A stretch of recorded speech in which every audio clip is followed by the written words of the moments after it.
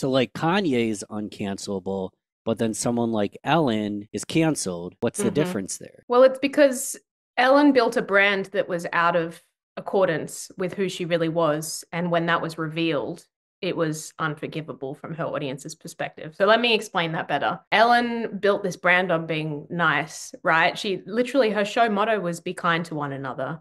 And so her audience knew and adored her for this person who championed kindness and acceptance. And that was her whole thing. So when it came out that Ellen was abusing staff and had created a toxic workplace where people felt unsafe and judged, it actually was completely the opposite of what Ellen had built her brand to be. So, whereas someone like Kanye has this congruence between who he is and how he represents that brand, someone like Ellen has a complete gap between who she Mm. is and how she represents.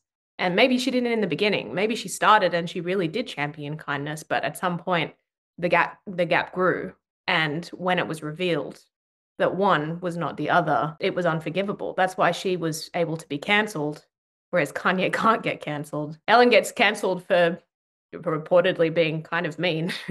And Kanye can't get cancelled for being, oh my God, being all of the, racist, sexist, homophobic, whatever you want to call him. Kanye can't get cancelled for that. And look, I know it's nuanced and I'm not in any way excusing Kanye's behavior, but it's a branding observation. The difference between these two people in their actions and whether they get cancelled or not. From my perspective, a lot of it comes down to brand. And that is the power of brand, being strategic about how you build your brand. The person you say you are online, you present yourself to be, and the person in the back room, ideally is the exact same human being, and everyone's watching you at all times. That sounds bloody exhausting.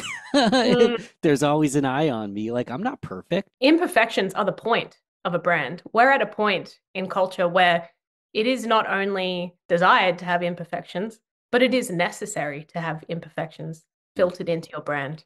Because if you are like Ellen and you try and build this perfect brand, it's going to screw you over later because it's just not reasonable to think that everyone can be perfect all the time. So, what Kanye did, the strategy there is just filter your imperfections into your brand and get people to accept them, which I'm not recommending. You'd No. you'd be Kanye, but it is important to be aware of your imperfections and then use them as a strategy in your brand.